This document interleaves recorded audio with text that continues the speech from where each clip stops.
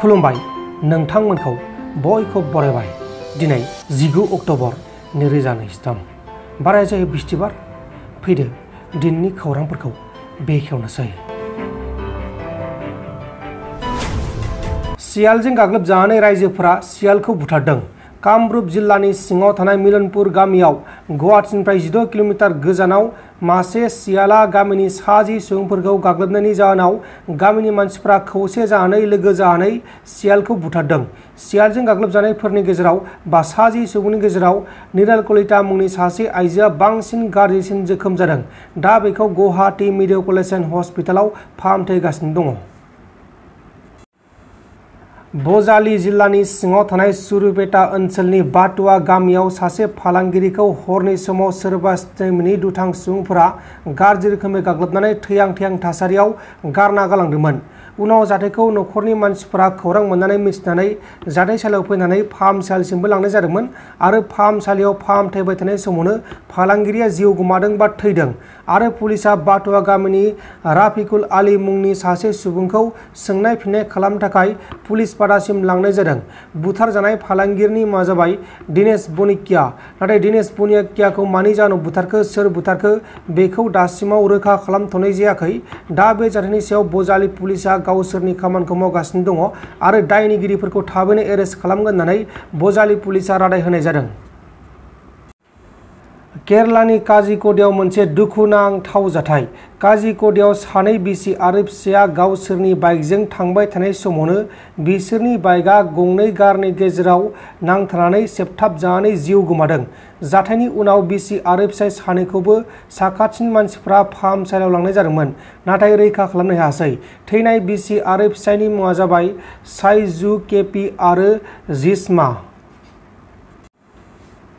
बशिष्ट पुलिसआ बशिष्ट सारिआलियाव गोख्रों सिग्रोमनानै आयेननि बेरेखा लांनाय मा 32 मोसौफोरखौ रैखा खालामनो हानायजों लोगोसे जाथायाव लोब्बा थानाय सासे दायनिगिरिखौबो एरेस्ट खालामदों आरो बेफोर मोसौफोरखौ आसामनिफ्राय मेघालया फारसे लांनो नागिरदोंमोन नाथाय लांनो हायासै।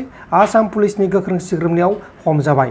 हमजानाय दायनिगिरिनि मुङा जाबाय आकिब आली 25 बोसोर बैसोनि आरो आकिब आलीआ सनापुरनि थागिबि। गुवाहाटी रेलबादायाव रेल बिफाननि पुलिसआ गोख्रों सिग्रोमनानै आयेननि बेरेखा लाबोनाय 1 केजि सनाजों लोगोसे जाथायाव लोब्बा थानाय सानै फालांगिरिखौ बा दायनिगिरिफोरखौ एरेस्ट खालामदों। हमजानाय सानै सुबुंनि मुङा जाबाय राहुल सनी आरो सन्दीप कुमार राजस्थाननि थागिबि। आसामनि बकआव सासे 40 बोसोर बैसोनि सुबुङा बेरे फालोजों गाग्लोबजानानै एबा बेरे फालोजों होसो जोजानानै थैदों। थैनाय सुबुंनि मुङा जाबाय प्रदीप बिश्वास। प्रदीप बिश्वासखौ फाहामसालियावबो लांनाय जादोंमोन नाथाय रैखा खालामनो हायासै। नोंथांनि जौ लाफिनसिगोन दा? औ आं लाफिनसिगोन। माबोरै बिदि जादोंमोन? जेनेबा आङो गोजानाव खामानि मावनो फैदोंमोन बेवहाय जेनेबा आं आन्दायना थाफ्लांदोंमोन बेफोराव लोगो मोनलायनाय जायाखैमोन। मालायनि हिन्जावखौ लादोंमोन आरो नोङो? मालायनि हिन्जावखौ लोगो मोनलायलाय बेवहाय साननैसो लाथ'दोंमोन।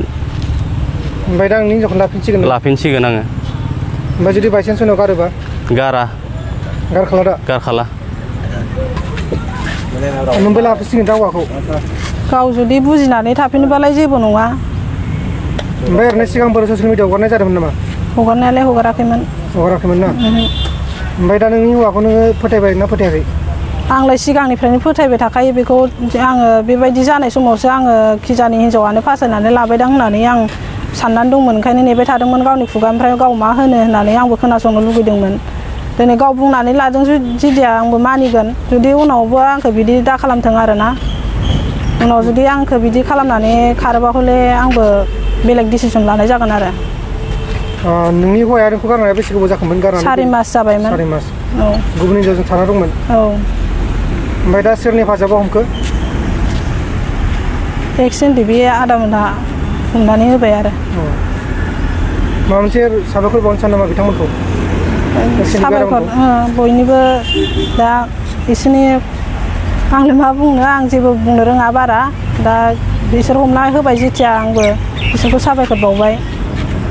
अननाय आरो खुलुमनाय होबाय। नोंसानजों गोरोबलायफिनगोन दा?